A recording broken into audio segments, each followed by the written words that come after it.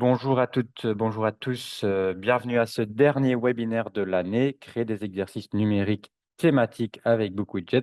Je vais vous montrer comment on peut créer des widgets autour des thèmes comme Noël ou l'hiver et d'autres thèmes aussi. Et quel en est l'intérêt, quelles sont les possibilités. Je vais surtout vous donner beaucoup d'inspiration, je l'espère. Petite parenthèse ou petite remarque, je m'excuse, il y a pas mal d'exemples aujourd'hui en néerlandais, en anglais. J'en ai quand même quelques-uns en français aussi. Je disais avant, on fait ce webinaire en plusieurs langues et je cherche toujours des exemples en français aussi. Mais aujourd'hui, j'étais un peu pris par le temps, mais vous allez voir, même en anglais et en néerlandais, vous allez être inspiré.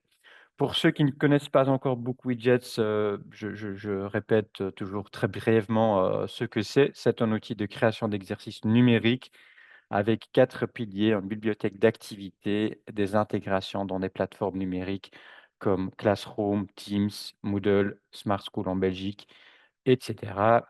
Le suivi de la progression avec la fonction live et le tableau de bord où vous allez pouvoir recevoir les réponses des élèves, les corriger, y ajouter du feedback et puis renvoyer, le tout aux élèves et souvent on fait ça aussi dans la plateforme numérique. Donc aujourd'hui, webinaire un peu, différent je pense, c'est sur le concept de créer des exercices numériques thématiques. On va s'inspirer de thèmes comme Noël ou d'autres thèmes et créer des exercices numériques sur ces thèmes-là. Mais la base reste la matière que vous enseignez, que ce soit le calcul de pourcentage dans l'espace ou apprendre les couleurs en espagnol, en anglais, en français, en néerlandais avec des œufs de Pâques. Heu, il y a beaucoup de possibilités. Vous allez découvrir, tout ça aujourd'hui. Et pourquoi faire ça? Pourquoi créer des exercices, thématiques? Pourquoi utiliser un thème comme Noël, quand on va faire des exercices avec les élèves? Je vous donne pas tout de suite la réponse parce que je pose la question à vous. Vous pouvez réagir dans le chat. Pourquoi est-ce que ça pourrait être intéressant voilà, d'utiliser, des thèmes comme Noël, pour, faire des exercices qu'on va partager avec les élèves? Yann me dit: «Motivation», motivation pour les élèves, hein, je pense que ça va les motiver. Tout à fait. Je pense que si vous faites quelque chose autour de Noël en cette période-ci, beh, ça va motiver les élèves. Le rêve, la préparation pour les examens. Oui, je suis un peu en bataille avec Zoom, pour déplacer quelques écrans, mais je vois vos réactions. Oui, ça s le rêve dans le sens où ça fait voyager un peu, hein, ça fait rêver un peu de faire quelque chose autour de thèmes, comme, pourquoi pas les planètes, les pays et cetera. Est-ce que vous voyez d'autres raisons ou est-ce que je vous donne, les réponses? Et ce sont les réponses, de mon bon ami qui s'appelle, ChatGPT. Quand je lui ai posé la question, bah, il m'a dit: «Ça favorise l'engagement des élèves», justement la motivation, qu'on avait déjà citée. Ça peut encourager l'apprentissage interdisciplinaire parce qu'un même thème peut revenir dans plusieurs cours. Ça rend l'apprentissage ludique et créatif. On peut développer des compétences culturelles, hein, quand on va, travailler sur des thèmes comme, les fêtes de fin d'année qui sont pas les mêmes, selon les pays, selon les régions, les traditions, les religions et cetera. Ou, quand on fait, des thèmes comme, les autres cultures, les autres pays, on va développer des compétences culturelles. Et ça peut faciliter la mémorisation et la compréhension parce que vous pouvez dire: «Tiens, rappelez-vous le jour où on a fait ce calcul avec les bonhommes de neige ou avec les, pères de Noël, où on avait fait ce calcul de cette manière-là, tu te souviens de ça?» Et comme ça l'élève va se rappeler de tout ça. Alors, l'agenda aujourd'hui, une grosse partie inspiration et exemple. Et puis, objectif d'un cours thématique, beh, je viens d'en parler un peu, mais je vais revenir en détail et je termine par quelques trucs et astuces supplémentaires. Les meilleurs types de widgets à choisir, comment est-ce que l'IA peut vous aider ou pas, dans la création d'exercices numériques et qu'est-ce qu'on peut faire au niveau de la mise en page. Voilà, je commence par le thème qui est d'actualité, hein. On vient de fêter le Saint-Nicolas, c'est la période hivernale avec Noël et d'autres fêtes de fin d'année et bah, j'ai plusieurs exemples de widgets autour de ces thèmes-là. Ici, les prépositions en néerlandais, beh, c'est une prof, je pense en fait c'est une prof du maternel en Flandre, mais on pourrait l'utiliser parfaitement pour des cours un cours de français, langue étrangère ou de plutôt néerlandais langue étrangère parce qu'ici c'est en néerlandais. Où est-ce que le Saint-Nicolas se trouve? Est-ce qu'il se trouve devant ou au-dessus ou à gauche ou à droite ou à côté, de la cheminée? C'est, la question qui revient à chaque fois, mais la réponse est différente parce que les élèves vont écouter l'extrait audio. Heu, Vous n'avez rien entendu parce que je porte un casque audio, mais j'ai entendu moi, la prof qui disait: «De Sint zit naast de schoorsteen». Donc voilà, j'ai la bonne réponse ici et je peux passer à la suite. Et ici, c'est pareil, glisser, déposer. Voilà, ça change un tout petit peu par rapport à l'exercice classique où on a, par exemple, la boîte, sur la table, à côté de la table, mais rien le fait de changer et de prendre le Saint-Nicolas, ça va motiver, les élèves. En tout cas, un certain nombre d'élèves vont trouver ça plus amusant. Heu, Nos amis, les Rock Durs, c'est des formateurs BookWidget certifiés et pas que BookWidget. Ils font plein de choses autour du numérique. Ils ont un super site web et ils ont fait un calendrier de l'avent. Donc, ils ont une page Facebook, hein, c'est un couple. Ils sont tous les 2 formateurs et vous allez trouver sur Facebook, les Rock Durs et ils ont un calendrier de l'avent avec chaque jour un autre, petit exercice numérique créé par un autre outil numérique et il y a quelques jours, ils ont fait, ce super exercice fait avec beaucoup de jets. Donc d'abord, on va faire tourner les rouleaux à gauche, combien vaut la canne, le sapin et le flocon. OK, la canne, ça vaut 6, le sapin 4 et ainsi de suite et puis je vais faire tourner la roue à droite et donc, je vais faire un calcul, 2 fois la canne, donc c'est 12 plus 3 multiplié je dois tenir compte, de l'ordre des étapes, dans un tel, calcul. Donc c'est pas forcément de gauche à droite que je vais avancer, mais voilà, ça change un peu par rapport aux exercices classiques.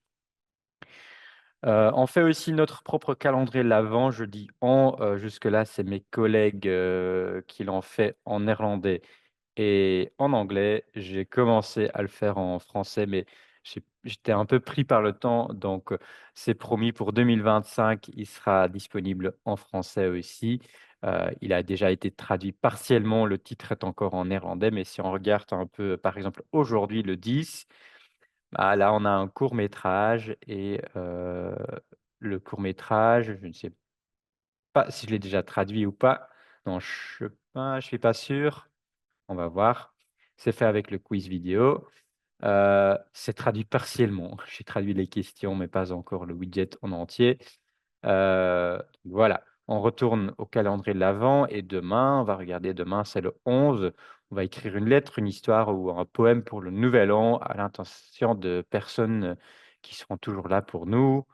Qu'est-ce qu'il y avait pour le 9, pour hier? Le 9, il est où? Ah, je vois même pas. Ici. Voilà, là, c'est une image à zone réactive. Le Père Noël a perdu, ses vêtements, donc on va essayer de trouver, par exemple, les chaussures et ici les chaussettes, voilà, on va essayer de trouver tous les éléments. Donc c'est un calendrier de l'Avent, on a les instructions d'ailleurs, en haut à gauche. C'est une image à zone réactive et pour chaque jour d'école, il y a, une petite activité, beaucoup de je dis bien jour d'école parce que si je prends, Ah, le 8, il est même plus dedans. Avant, il y avait le 8 et ça disait, «Ah malheureusement, c'est pas un jour d'école». Donc voilà, c'est fait avec une image à zone réactive et il y a plusieurs types, d'exercices book widgets dedans. Vous allez recevoir par email le, la présentation et ceux qui regardent par après en différé, n'hésitez pas à nous envoyer un email pour obtenir la présentation avec tous les liens et aussi le lien vers le groupe. Et ici, vous avez ce calendrier de l'Avent en anglais, en néerlandais et partiellement en français, je vous promets, pour 2025. Je vais le traduire, entièrement. Mais vous pouvez déjà trouver, heu, les 3/4 des exercices sont déjà traduits en français. Et puis on a fait, il y a 2 ans, je crois, on a fait un concours où on a demandé à nos utilisateurs de créer des widgets sur le thème de l'hiver et les meilleures créations sont disponibles ici dans un groupe. On les a rassemblées aussi dans, cette image à zone réactive. Donc, j'aurai pas le temps de les présenter, toutes, mais, ici, c'est une prof, en Croatie qui a créé un super, c'est comme un jeu d'évasion. Donc les élèves doivent très bien lire les consignes et à chaque fois, ils vont obtenir qu'ici, ils vont faire le labyrinthe, obtenir, des mots ou des lettres qui formeront un code pour la deuxième étape, je pense, où ils vont en fait rassembler plusieurs éléments du code et à la fin, pour le numéro 5, je crois, on va leur demander voilà, autre exemple, donc rien à voir avec le premier, ça a été créé par un autre prof sur, c'est aussi un Christmas Quest, donc un web quest. C'est quelqu'un qui a kidnappé, le Père Noël et puis, on de récupérer ou d'aider le Père Noël pour qu'on puisse, finalement, célébrer Noël. Voilà, ce sont des widgets, ici qui, je pense que pour la plupart, qui s'adressent un peu à des cours de langue. Donc si vous êtes prof d'anglais, c'est top, ce sont des choses que vous pouvez, parfaitement vous allez le voir, il y a des exemples pour d'autres cours aussi. Et puis, pour quand même montrer un exemple, en français, le titre est en anglais, mais c'est un court métrage sans paroles et donc ici, j'ai encore une fois fait un quiz vidéo. Les élèves vont regarder le court métrage. Le son était un peu fort. La vidéo s'arrête automatiquement et puis, on va pouvoir, les élèves vont pouvoir répondre et puis continuer la vidéo et à la fin, ils vont pouvoir, en discuter, regarder les bonnes réponses et cetera. Et vous voyez bien sûr que j'ai mis une belle image derrière, que j'ai changé un peu la mise en page, le design du widget. J'ai choisi une couleur qui correspond un peu aux couleurs de la période de l'année et donc j'ai fait un peu le tout pour que ce soit bien adapté au thème. Je vais revenir sur ça, hein, sur, comment paramétrer, la mise en page, comment ajouter des plans. J'y reviens, plus tard dans ce webinaire.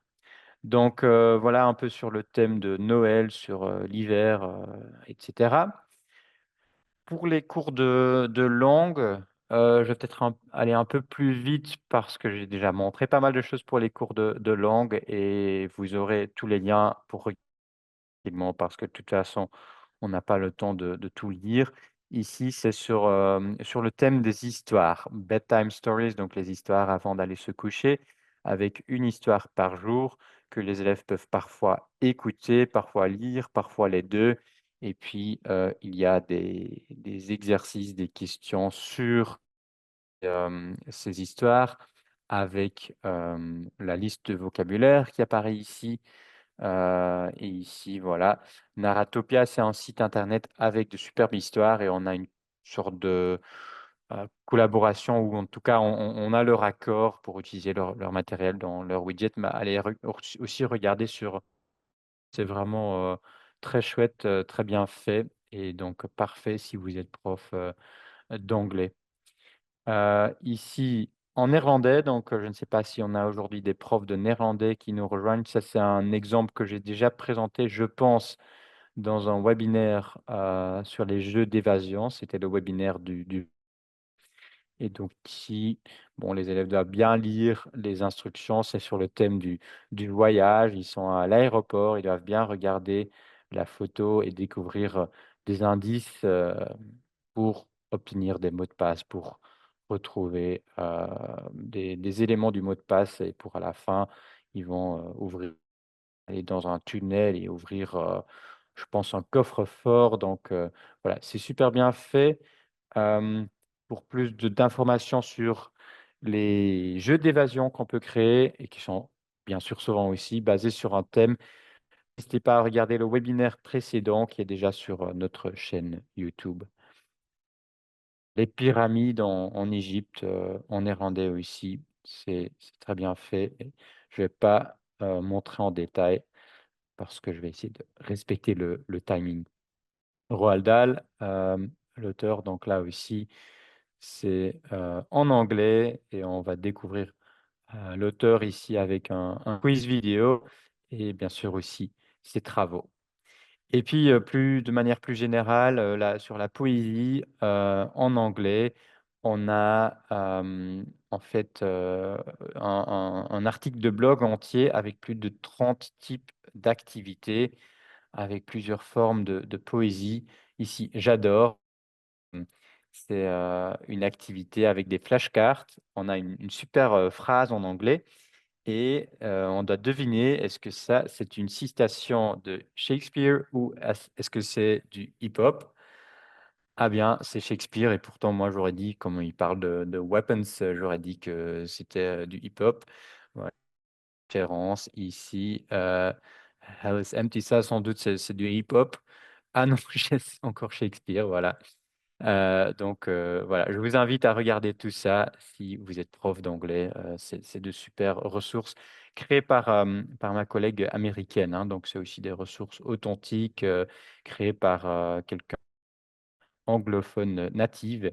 Je disais qu'on a aussi des choses pour les courtes, maths et de sciences, par exemple pour les fractions, on a tout un WebQuest. Je m'excuse encore une fois, c'est en néerlandais, mais ça peut être intéressant d'aller regarder les exemples, rien que pour trouver de l'inspiration, pas mal d'exemples ici. Voilà, hein, donc ici, c'est en néerlandais, mais vous comprenez très bien, le but de l'exercice.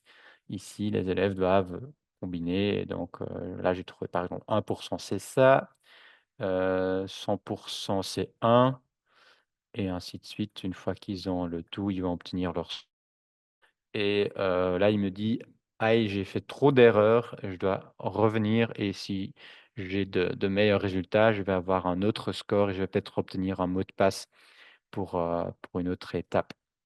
Le système solaire, autre thème, bon, qui revient de toute façon, les programmes de géo, je pense et puis, ici, c'est un WebQuest. Et là aussi, on a une mission avec, un briefing. Les élèves vont, bien lire les consignes. Ils vont former des équipes avec différents membres. Chaque membre a un rôle et puis voilà, passer étape par étape et je ne sais pas s'ils doivent résoudre un problème ou trouver quelque chose, mais encore une fois, c'est super bien fait, avec, le WebQuest et de très belles, ressources sur le système solaire. Voilà, ici, sur le thème de Halloween, là, j'ai tout de suite un mot de passe, parce que déjà ici, il y a un problème en bas, sur le monstre de Frankenstein. Qui a 4 fois plus de, toiles d'araignée que Vladimir, le vampire.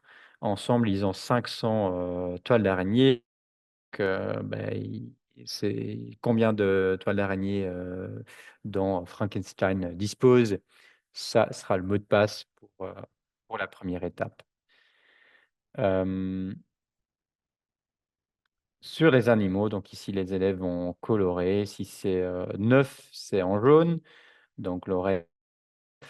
Donc je vais prendre le jaune et ici, je vais pouvoir colorer l'intérieur de l'oreille en jaune.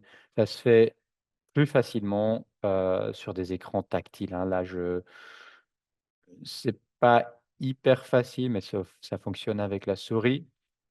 Voilà, je vous avez compris le principe, je peux faire la même chose pour l'oreille de droite et puis, d'autres, si c'est 5 c'est rouge, donc voilà. C'est bien sûr pour des apprenants un peu plus jeunes, mais ça peut être, chouette aussi pour avoir une fois autre chose. Ici, c'est avec des autocollants. Formes. Donc c'est un chat en origami et avec les formes, on va pouvoir, faire, certaines choses en suivant bien les instructions, qui sont affichées en haut. Sur le dinosaure, bon ça c'est le même principe de ce que vous avez déjà vu et puis le graphique qui est peu utilisé, mais il est très intéressant et pour vous montrer qu'on peut quand même faire des choses sur des thèmes en cours de maths, on a un widget pour le cours de ou pour le thème de, la Saint-Valentin avec un graphique interactif, voilà, en forme de cœur. Vous pouvez analyser avec vos élèves la formule et on va analyser cette forme-là des 2 côtés, voilà. C'est des choses, pour quand même faire des choses un peu plus variées, un peu différentes de ce que vous faites habituellement, même en cours de maths, il y a ce type, d'exercice. Autour du thème de Pâques, vous avez, plusieurs, oui, ici, pour une fois en anglais, on va aider le lapin de Pâques qui a un petit souci au niveau de l'oreille et qui cherche un remplaçant. Donc on va voir, quels sont les remplaçants, possible. Ici, vidéo non disponible malheureusement, ce sont des choses qui arrivent. Ce chien, est-ce que c'est un bon remplaçant? Peut-être pas. Donc peut-être que nous, on sera le meilleur remplaçant et donc on a besoin de certaines compétences pour être, le remplaçant du lapin de Pâques. Voilà, vous voyez que c'est pas évident, mais voilà. Sur, le thème de Pâques. Ça permet de pratiquer les couleurs, hein, c'est chouette de faire des jeux, mais il faut pas faire du jeu pour faire du jeu et après ça permet de pratiquer les couleurs et en parler en classe, c'est différent. Là, ça a un atout. Et ici, un quiz vidéo sur, le comptage, compter le nombre d'œufs de Pâques. C'est des activités encore, sur le thème. Et puis, d'autres thèmes, Halloween, a déjà été, présenté. Là, le widget existe aussi en anglais. On a en fait écrit un article de blog, je vais vous présenter mon blog. Si vous allez sur le site de Book Widgets, vous cliquez sur blog et on cherche, Halloween. Heu, voilà, là, j'ai plus de 20 idées sur Halloween en classe, dont, certains sont des outils numériques. Oui, voilà, donc ici, vous avez des exercices beaucoup de jets aussi, mais je croyais qu'on en avait plus. Est-ce qu'il y en a peut-être un autre? Hem, voilà, celui-ci est mieux. Vous avez 9 exercices, beaucoup de jets, des mots croisés, des jeux du pendu et cetera sur le thème d'Halloween. Hem Autre thème pour des élèves un peu plus âgés, c'est, c'est quoi en français? Les objectifs durables des Nations unies, hein, les Sustainable Development Goals en anglais et on est en train de faire une série sur les, différents objectifs.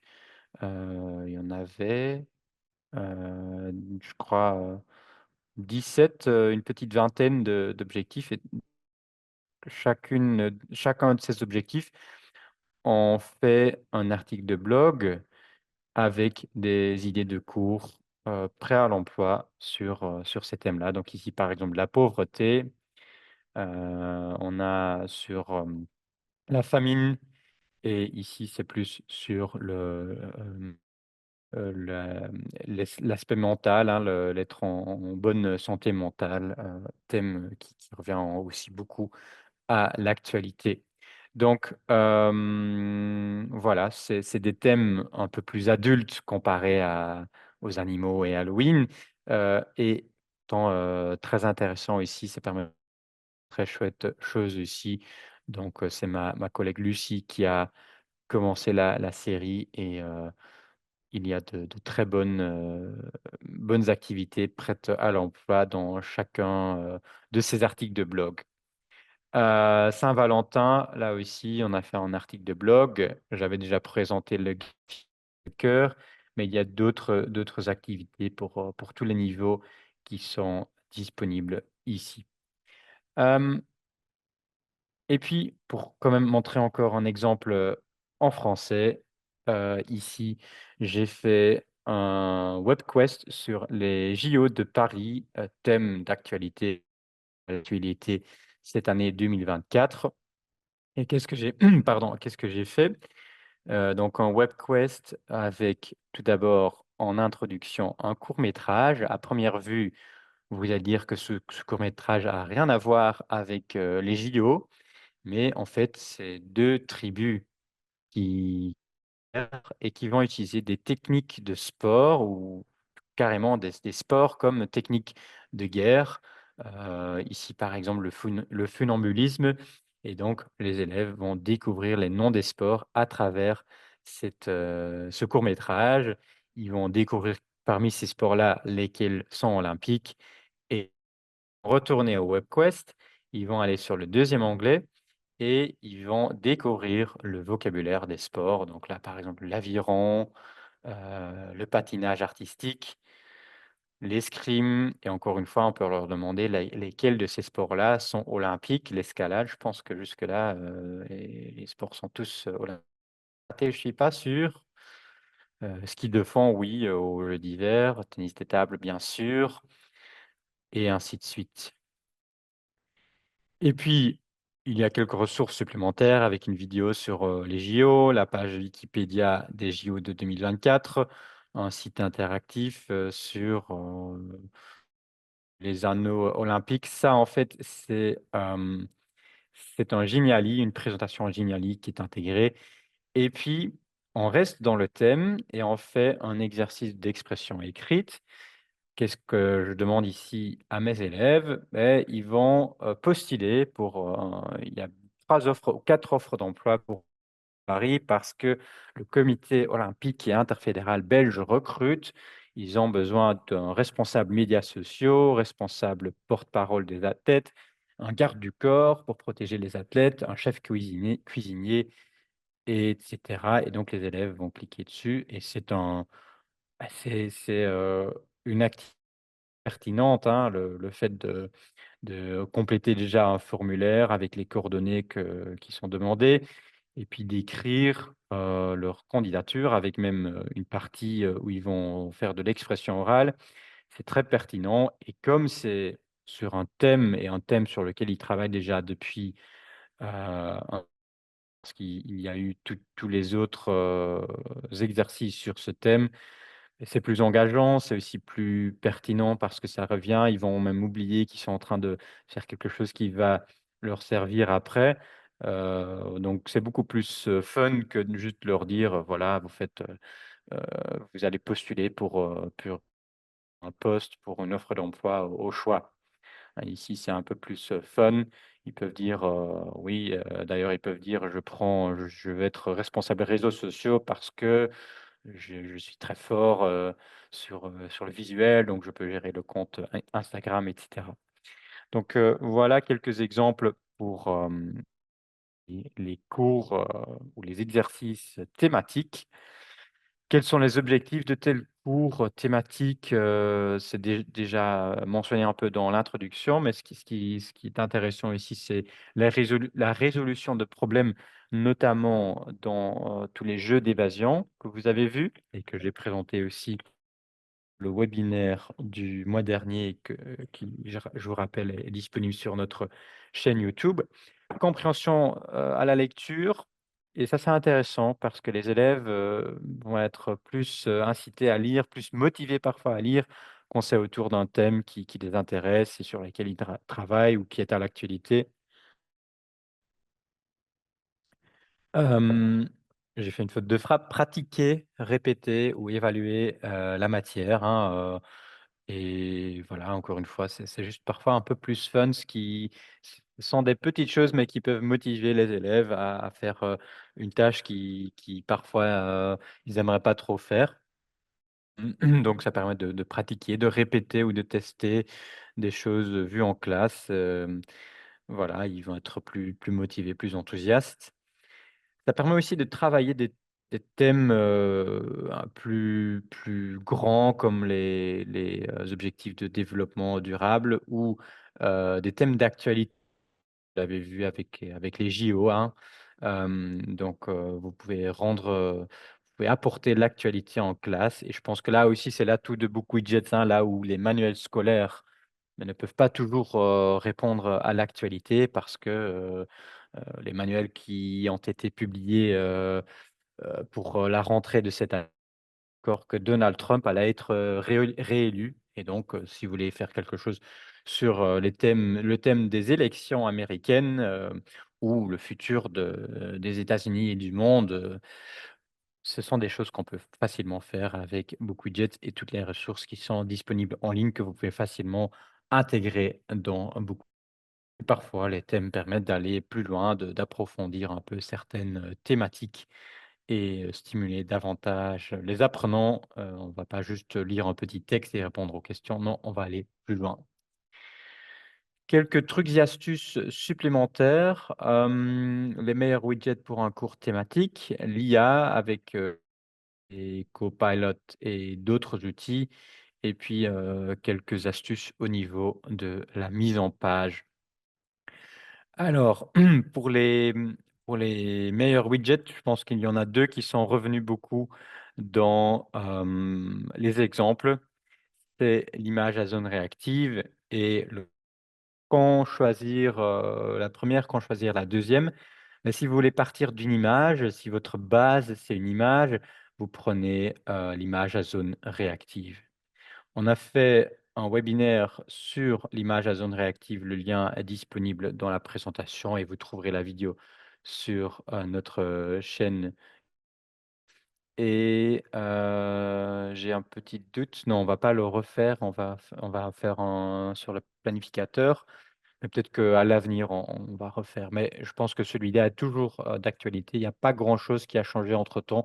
Il est encore assez, récent. Alors, quelques exemples, autres que vous avez déjà vus. Ici, c'est sur, la ville de Rome. On va cliquer sur certains éléments, mais parfois il y a des mots de passe pour y accéder. Donc ici, je dois d'abord sans doute faire cette activité-ci pour obtenir, le mot de passe. Il y a encore un lien là. OK, je vais d'abord faire ça. Si j'ai trouvé toutes les bonnes réponses, je vais obtenir, un mot de passe pour la suite. Autre exemple, oui, encore, en anglais avec des histoires. Hem, donc là, il faut écouter. Challenge, donc un défi avec un texte à trop et d'autres types de questions, mais pour pouvoir compléter tout ceci, il faut écouter il faut bien écouter, l'extrait audio ici avec le premier dragon et voilà. Vous l'entendez pas parce que j'ai mon casque audio, mais vous aurez le lien dans la présentation. Et au milieu, j'ai bien les instructions. Ça, c'est hyper important, hein, de bien expliquer aux élèves ce qu'ils doivent faire parce que s'ils voient une image comme ça, ils doivent pas, que faire? Ils vont cliquer à gauche et à droite, mais ils vont se perdre. Donc voilà, c'est une image à zone réactive, c'est beaucoup plus libre qu'une feuille de travail ou un quiz où de la première à la deuxième question et ainsi de suite. Donc il faut bien, les guider avec ce genre d'instructions. 3e exemple, les décomptes vers Pâques. Donc, il reste 7 jours avant Pâques. Bon, on va faire cet exercice. Quand il en reste, 6 autres exercices et ainsi de suite. Si vous avez plus de texte, utilisez plutôt le WebQuest et le WebQuest, on vient de faire, il y a 2-3 mois, je pense il y a 2 mois, parce qu'il a été mis à jour. En tout cas, le côté configuration de WebQuest a été mis à jour. Donc si vous regardez ce webinaire que vous trouverez également sur la chaîne YouTube, il est tout récent et il est encore, entièrement, d'actualité et à jour.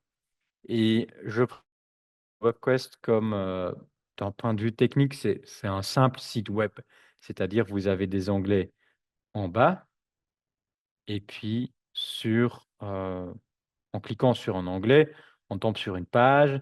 Une page peut contenir différents types de contenus. Ça peut être un extrait audio, des images, des liens et des exercices book widgets. Donc là, l'élève va faire l'exercice et va après revenir au WebQuest et passer à un autre onglet et parfois on a même des sous-onglets. Donc à gauche, j'ai, 3 sous-onglets avec des sous-pages. Donc ça permet de faire beaucoup de choses. Vous pouvez aussi la mise en page, mais je vais vous épargner les détails parce que, je fais référence à ce webinaire-là qui vous explique le tout. Ici, super, exemple sur, Shakespeare. Hem, donc, si encore une fois, il y a des profs d'anglais, vous êtes gâtés aujourd'hui parce que j'ai beaucoup d'exemples en anglais et le tout utilisable et disponible. Ici, c'est même le lien de l'enseignant, ça vous permet de faire une copie de votre, compte. Bah, je pense encore une fois, un thème, ça peut être au sens large aussi, hein. Vous avez des élèves, un peu plus âgés, vous partez en excursion à Londres ou même une excursion virtuelle, peu importe, mais vous pouvez, Shakespeare et tout ceci, également. 3e exemple, en français cette fois-ci. Là, c'est un WebQuest et on va suivre une journée dans la vie de ce monsieur-là, qui est un expat, à Bruxelles et qui vit l'aventure parce que, voilà, son nom de famille n'a pas été choisi par hasard et la première chose, qui lui arrive, c'est qu'il se fait voler son téléphone. Donc quand vous cliquez sur l'image, il s'est fait voler son téléphone par un supporter de foot. Il a essayé de retrouver son téléphone et il est quelque part là. Moi, je le sais parce que et donc ici, il obtient le mot de passe. Téléphone retrouvé, c'est le mot de passe pour la 2e étape où il se passe une autre histoire, mais je l'ai déjà complétée, donc vous voyez, déjà, la réponse, mais normalement, il m'aurait, demandé le mot de passe. Donc voilà, ça c'est un autre thème dans le sens où on va guider l'élève à travers l'activité avec un WebQuest, hein. Vous avez surtout vu le type du WebQuest avec les onglets en bas. Parfois un cadenas comme ici, hein, le mot de passe qu'il faut compléter et qu'on peut obtenir en complétant ou en faisant correctement les activités précédentes. Donc ça, c'est la 1re et puis autre, astuce, c'est qu'on peut parfois utiliser l'IA, ou en partie utiliser l'IA pour la création de leçons, thématiques. Bah, je vous invite surtout à le tester. Parfois, ça ne va pas donner les meilleurs résultats, mais au moins vous apprenez, toujours intéressant de tester l'IA et de mieux comprendre ce qui marche et ce qui marche pas avec l'IA. Hem, j'ai créé 2 exemples. Je vais commencer par l'image à zone réactive parce que là, ça a plutôt bien marché.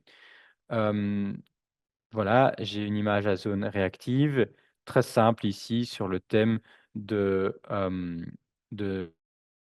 et c'est le vocabulaire de Noël pour des élèves qui apprennent, le français et ils vont tout simplement cliquer sur par exemple, là, ils découvrent la barbe et là, le monsieur, il s'appelle en français le Père Noël et là, on a un bonnet, on a la neige, mais on a aussi les flocons de neige.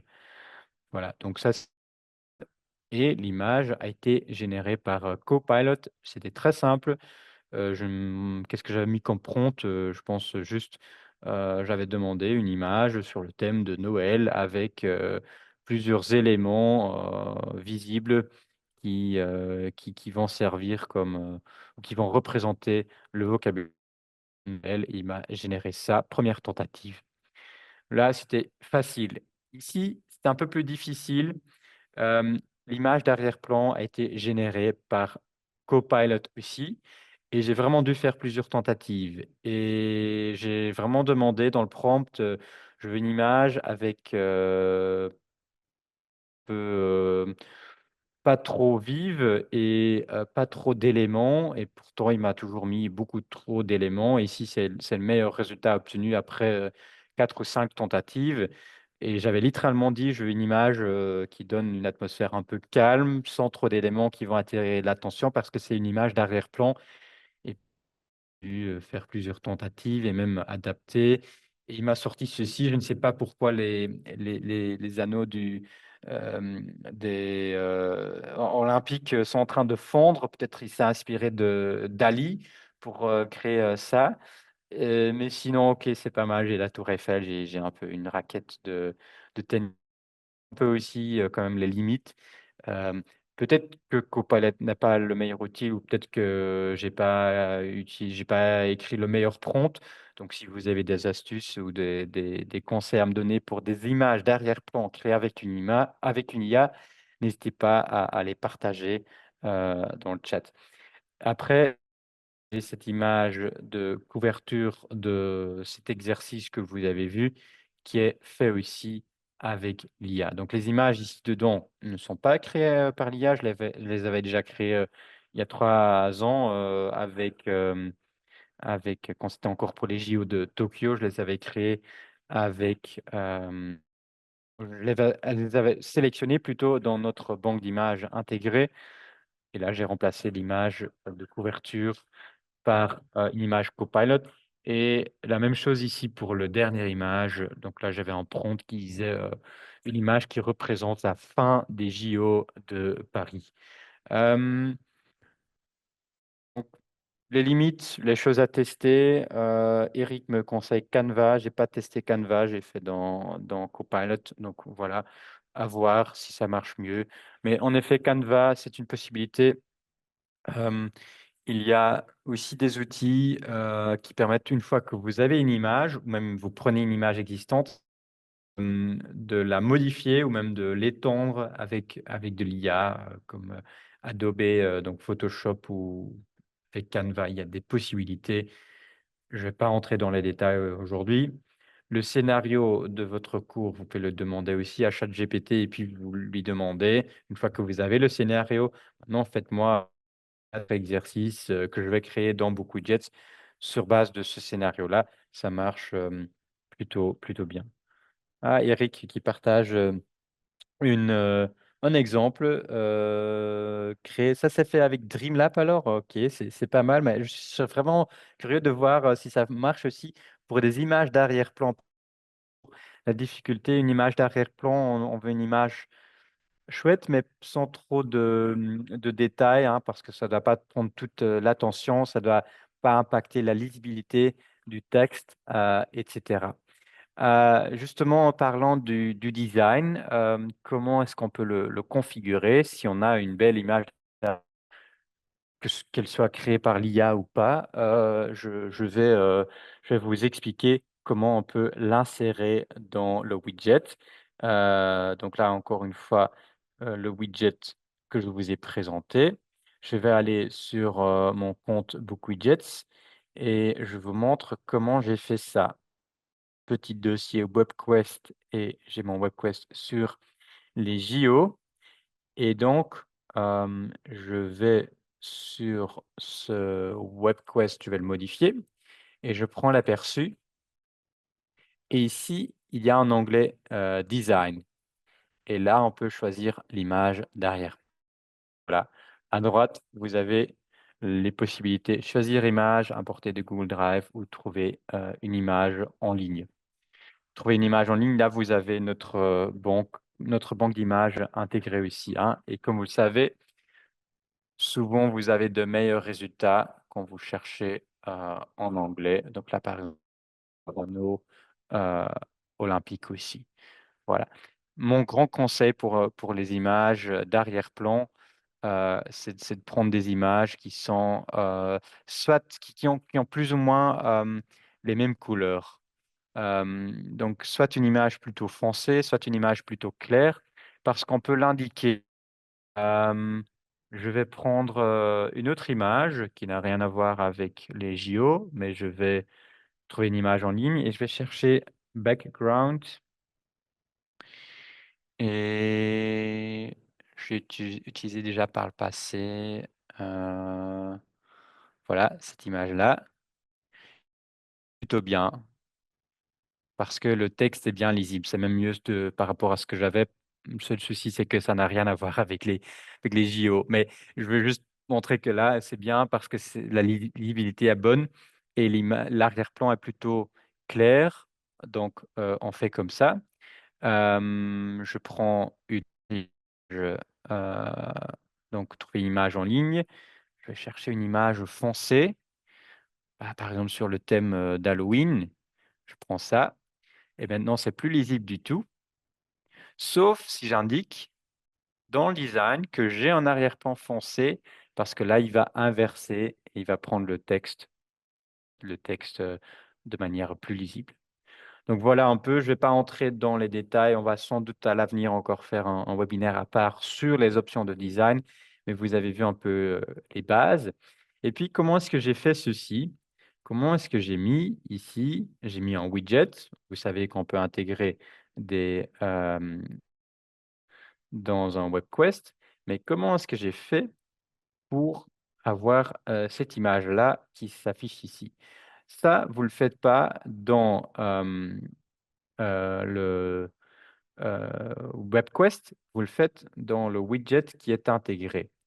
Je vais regarder ici, c'est ici les cartes flash et je prends à gauche design et là, vous voyez mon image de couverture, je pense que ça s'appelle image de présentation facultative.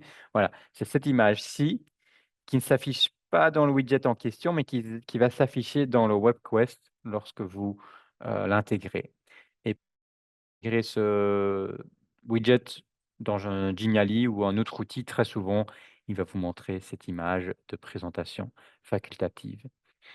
Il est possible d'exporter ou d'importer le design d'un widget. Donc là, euh, voilà, j'ai pareil d'abord devoir dupliquer, je pense, cet exercice. Oui, parce qu'avec ce compte, je n'ai pas accès. J'ai ici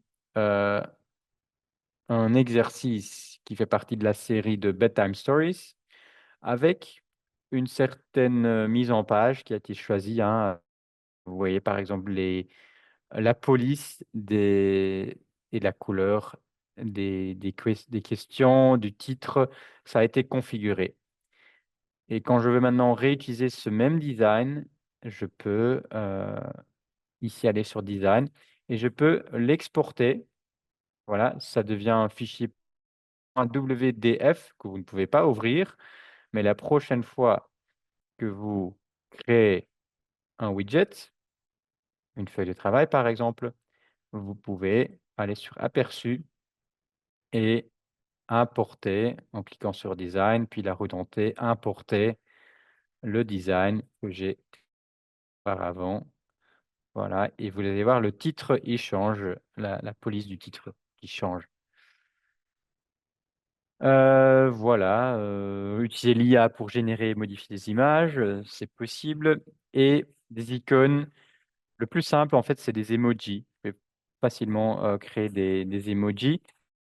Puis, il y a aussi des sites comme The Noun Project où on peut télécharger des icônes, par exemple ici, voilà, vous cherchez Christmas et vous allez trouver plein d'icônes que vous pouvez utiliser. Vous pouvez encore, si vous avez un compte, je ne sais pas jusqu'à quel point c'est gratuit, mais on peut l'heure pour tout avoir dans le même thème, par exemple, avec un arrière-plan transparent ou pas. On peut paramétrer tout ça, donc c'est très chouette aussi. Et là, j'arrive déjà au bout du webinaire. J'espère que vous avez trouvé de l'inspiration. J'espère que ça vous a plu.